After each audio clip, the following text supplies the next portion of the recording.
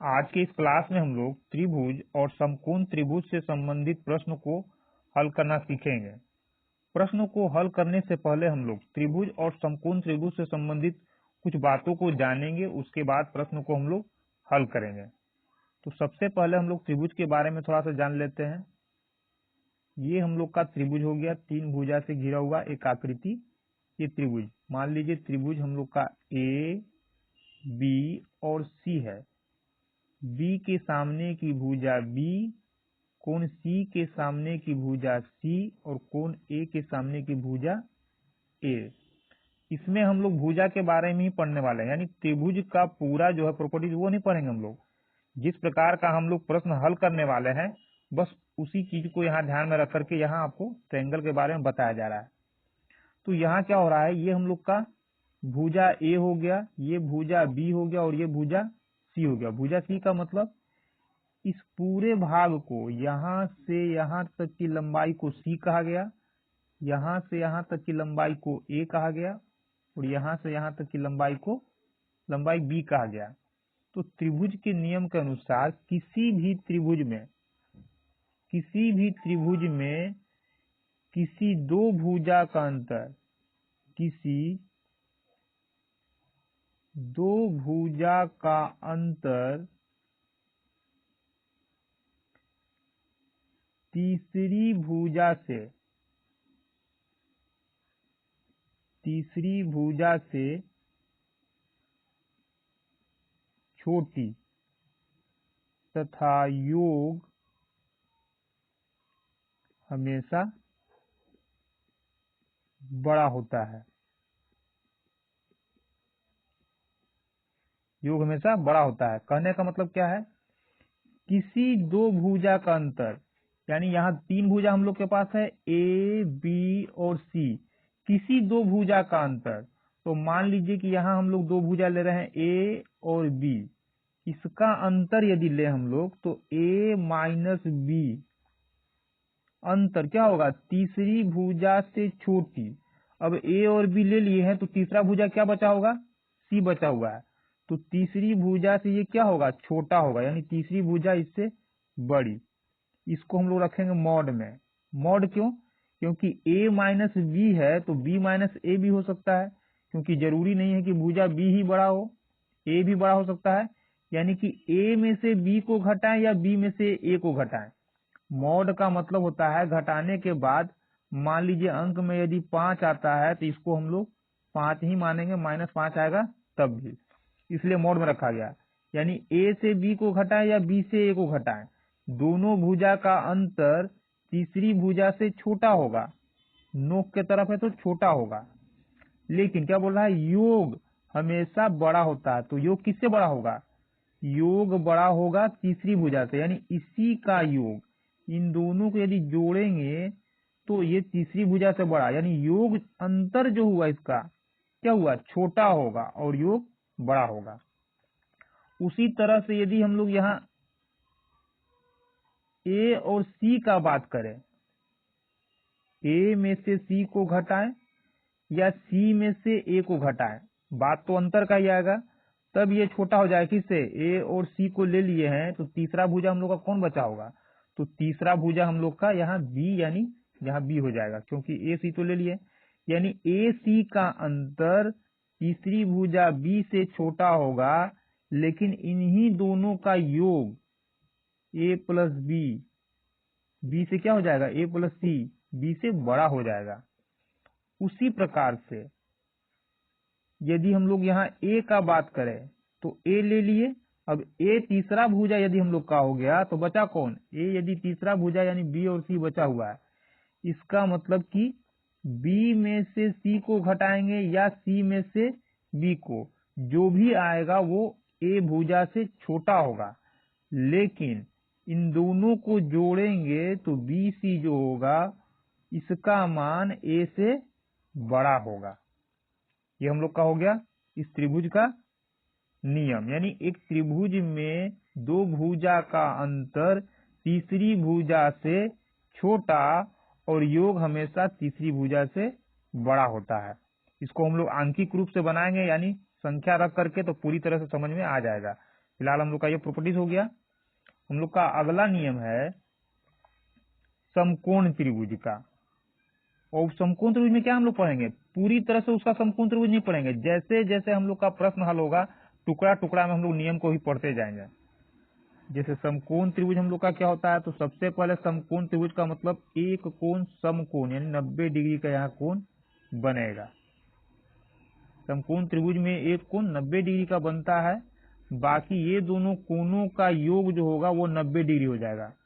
त्रिभुज के तीनों कोणों का योग 180 डिग्री। यहाँ समकोण त्रिभुज है, समकोण का मतलब एक कोण 90 डिग्री का होगा ही होगा, तभी इसको हम लोग समकोण बोलते हैं। बाकी ये जो दो कोण बच गया, इन दोनों कोणों का योग क्या होना चाहिए, 90। यानी यदि ये 30 डिग्री का होगा तो ये कितना हो जाएगा, 60 डिग्री का। यदि ये 45 होगा तो ये कितना होगा, 45। यानी दोनों का योग 90 आना चाहिए। अब इसमें कहते किसको क्या हम लोग हैं, तो इस साइड को हम लोग बोलते हैं कर्ण। क्या बोलते हैं हम लोग, कर्ण यानी हाइपोटेनस।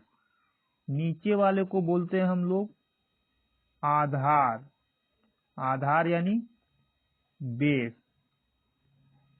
और यहां वाले को बोलते हैं हम लोग शीर्ष लंब या लंब, शीर्ष लंब या लंब, जिसको हम लोग इंग्लिश में बोलते हैं परपेंडिकुलर। ये हम लोग का हो गया समकोण त्रिभुज में। फिलहाल हम लोग को समकोण त्रिभुज में अभी इतना ही पढ़ना है। अब समकोण त्रिभुज में ये आ गया तो ये कर्ण हो गया, ये आधार, ये शीर्ष लंब। तो पाइथागोरस के नियम से कर्ण स्क्वायर, कर्ण का स्क्वायर बराबर होता है आधार का स्क्वायर प्लस लंब का स्क्वायर। किसके नियम से, पाइथागोरस के नियम से। यानी कि हाइपोटेनस का स्क्वायर बराबर हो जाएगा बेस का स्क्वायर प्लस में परपेंडिकुलर का स्क्वायर। और इसी नियम से अब इसमें हम लोग को मेन क्या जानना है, ये तो हो गया कि समकोण त्रिभुज में कर्ण स्क्वायर बराबर यानी हाइपोटेनस का स्क्वायर बराबर होता है बेस का स्क्वायर प्लस परपेंडिकुलर का स्क्वायर। समकोण त्रिभुज का क्षेत्रफल बराबर क्या हो जाएगा, तो समकोण त्रिभुज का क्षेत्रफल यानी एरिया बराबर हम लोग का हो जाएगा, समकोण त्रिभुज का यदि हम लोग क्षेत्रफल निकालेंगे यानी एरिया निकालेंगे तो क्या हो जाएगा, क्षेत्रफल यानी एरिया बराबर हो जाएगा 1/2 आधार गुने शीर्ष लंब या लंब, शीर्ष लंब या लंब, 1/2 बेस इंटू क्या, हाइट। ये एच हाइपोटेनस नहीं है, हाइट है। ये हम लोग का एच हाइट है, न कि ये हाइपोटेनस। अब इसमें हम लोग को एक और चीज सीखना होगा, ट्रिपलेट।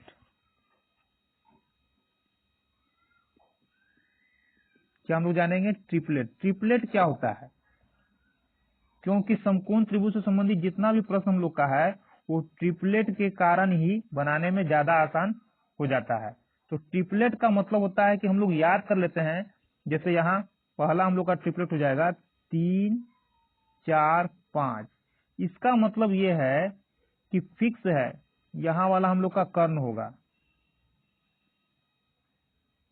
ये क्या हो जाएगा हम लोग का कर्ण। इसका मतलब हम लोग याद किए तो 3 4 5 में ये फिक्स है कि 5 क्या होगा, हम लोग का कर्ण होगा। सबसे बड़ा वाला जो संख्या हम लोग अभी याद करेंगे ट्रिपलेट में, तो सबसे बड़ा वाला संख्या वो फिक्स है कि कर्ण ही होगा। बाकी ये 3 और 4 कुछ भी हो सकता है। कुछ भी का मतलब ये 3 बेस हो सकता है, ये 4 लंब हो सकता है, या ये 4 बेस हो सकता है, ये 3 लंब हो सकता है। यानी लंब और आधार दोनों परिवर्तित हो सकता है, लेकिन कर्ण फिक्स है कि बड़ा वाला कर्ण हम लोग का होगा। जैसे त्रिभुज हम लोग यदि यहाँ ले तो कर्ण तो 5 हो जाएगा, लेकिन बेस हम लोग का 3 हो सकता है, 4 हो सकता है, या ऐसा भी हो सकता है कि बेस यहाँ 4 हो जाए और लंब यहाँ हो जाए, लंब यहाँ हो जाए। लेकिन कर्ण जो है यानी सबसे बड़ी संख्या जो यहाँ आएगा वो हम लोग का कर्ण ही होगा, तो इसमें आपको याद क्या क्या कर लेना है, तो 3 4 5, 5 12 13, यानी कि 13 हम लोग का क्या हो गया, कर्ण। इन दोनों में से कोई भी बेस और लंब हो सकता है। 6 8 10 7 24 25, इस साइड में जितना भी आ रहा सब क्या होगा, हम लोग का कर्ण हो जाएगा। 8 15 17, इसके बाद हम लोग का है 9 40 41, 11 60 61,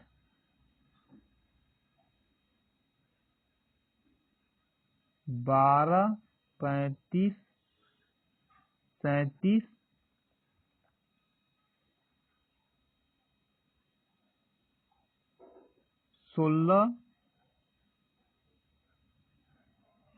16 हो जाता है हम लोग का,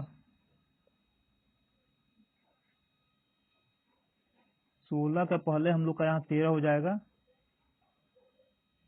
13 84 85, 16 63 65, इसी में एक और हम लोग का हो जाएगा 20 21 29। फिलहाल आप लोग को इतना याद करना है, लेकिन मेन आपका जो आज प्रश्न बनेगा वो इतना से ही बन जाएगा।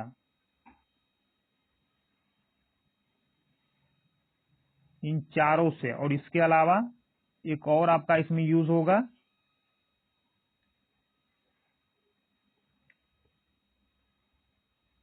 12 16 20, यानी इतना से हम लोग का काम आज हो जाएगा।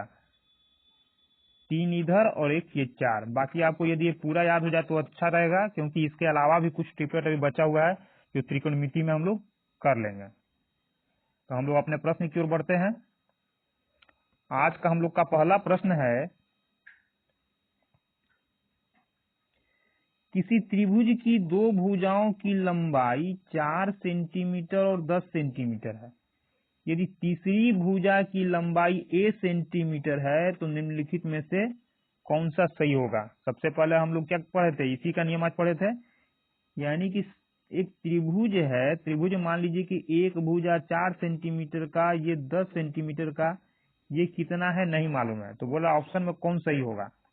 तो अभी हम लोग क्या पढ़े थे कि किसी भी त्रिभुज में कोई दो भुजा का अंतर, यानी 4 और 10 का अंतर कितना, 6, दो भुजा का अंतर तीसरी भुजा से छोटी होती है, यानी अंतर क्या हो जाएगा, तीसरी भुजा से छोटा।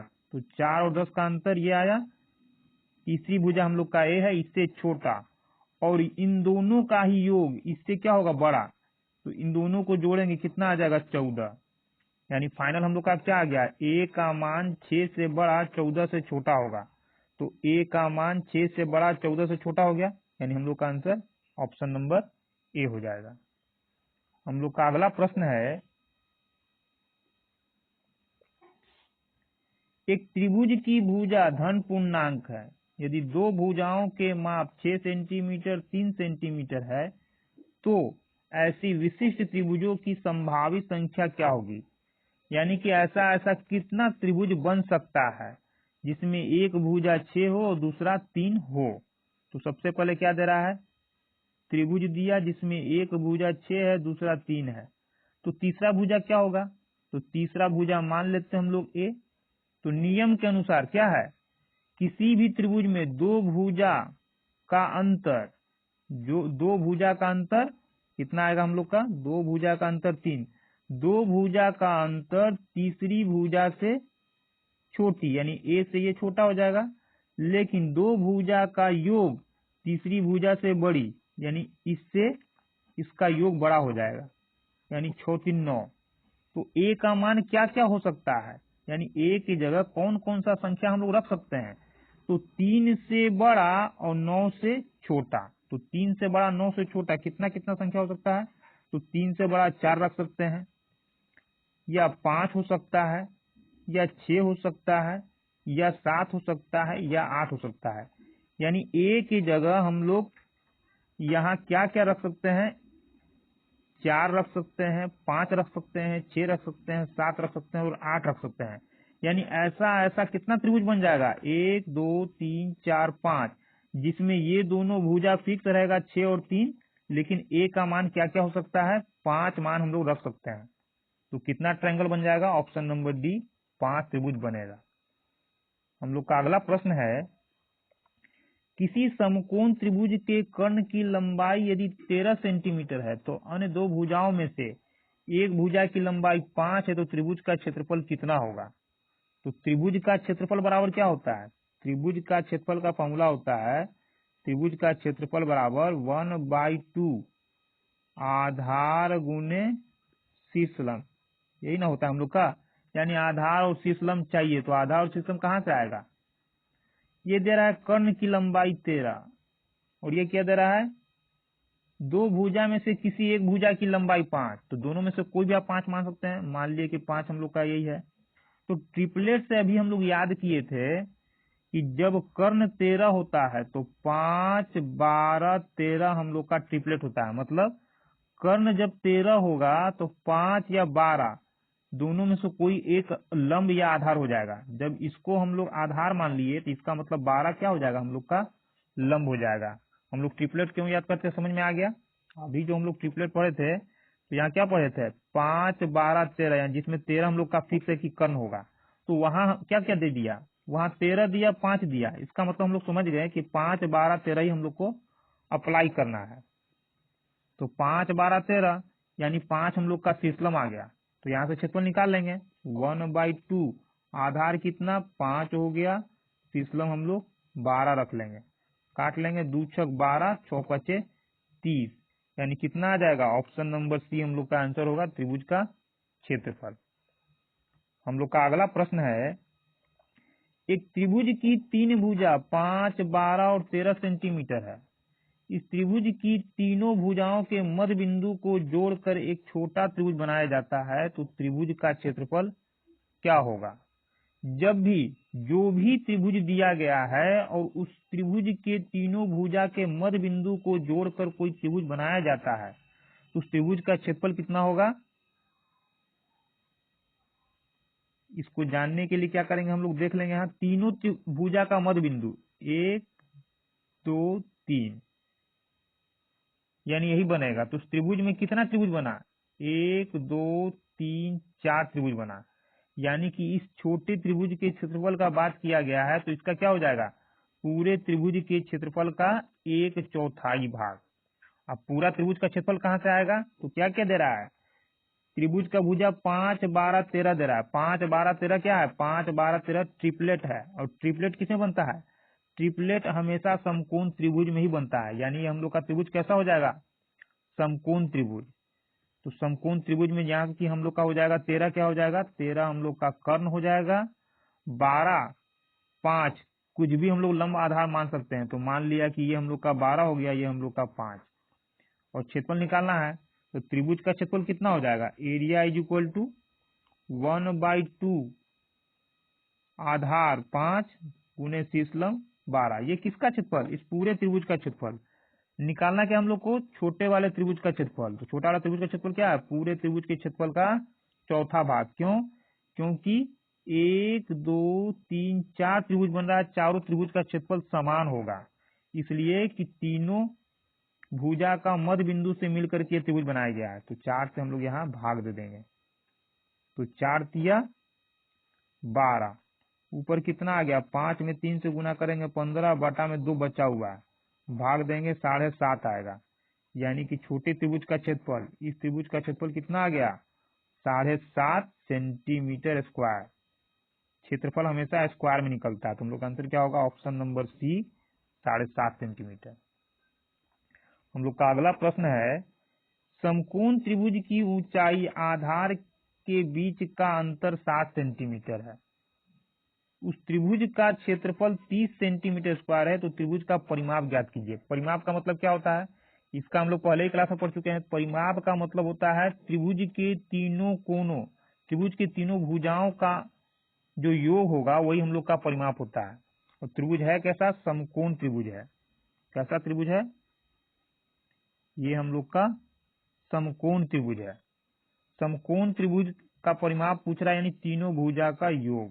कोई भी त्रिभुज हो, यदि त्रिभुज का परिमाप पूछ रहा है तो तीनों भुजा का योग ही, यानी ये भुजा ये भुजा ये भुजा जितना जितना रहा होगा सबका योग ही हम लोग का क्या होगा, परिमाप कहलाएगा। लेकिन निकालें कैसे परिमाप, ये तो दे रहा है क्षेत्रफल, तो त्रिभुज का क्षेत्रफल दे रहा है, तो त्रिभुज का क्षेत्रफल का फॉर्मूला क्या होता है, 1/2 आधार गुने शीर्ष लंब यानी परपेंडिकुलर इंटू कितना 30 दे रहा है। इस 2 को यहां से हटाएंगे, इसके साथ आ जाएगा, तो परपेंडिकुलर इंटू बेस का मान कितना हो जाएगा, 60 हो जाएगा।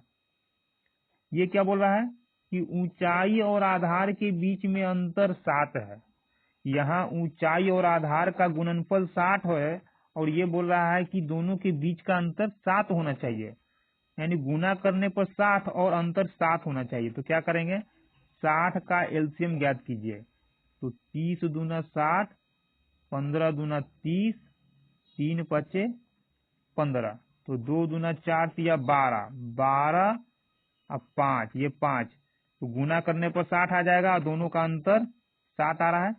इसका मतलब दो भुजा कौन कौन हम लोग का हो गया, 12 और 5, तो 12 5 किसी को ही मान लीजिए आप, मान लीजिए हम लोग ये 12 हो गया और ये 5, कुछ भी मान सकते हैं आपके अनुसार, इसको 5 मान लीजिए, इसको 12 मान लीजिए, उससे कोई फर्क पड़ने वाला नहीं है। तो फिलहाल हम लोग इतना ही लेके चलेंगे। अब ट्रिपलेट से हम लोग जानते हैं कि जब ये 5 है ये 12 है तो ये क्या हो जाएगा, 13 हो जाएगा, यानी तीनों भुजा आ गया। त्रिभुज का परिमाप निकालना है, यानी इन सब को जोड़ देना है, तो जोड़ देंगे तो कितना आ जाएगा, 15 ये 13, 13 5 कितना 18 2 20 10 30, यानी कितना आ जाएगा, तीनों का योग 30। योग को ही तो परिमाप बोलते हैं हम लोग, तो त्रिभुज का परिमाप कितना हो गया, 30 सेंटीमीटर। हम लोग का अगला प्रश्न है, एक समकोण त्रिभुज में ज्यामिति आधार से इसको छोड़ दीजिए, त्रिभुज में आधार से लंब 4 सेंटीमीटर बड़ा और कर्ण उससे 4 सेंटीमीटर बड़ा है, तो कर्ण की गणना कीजिए।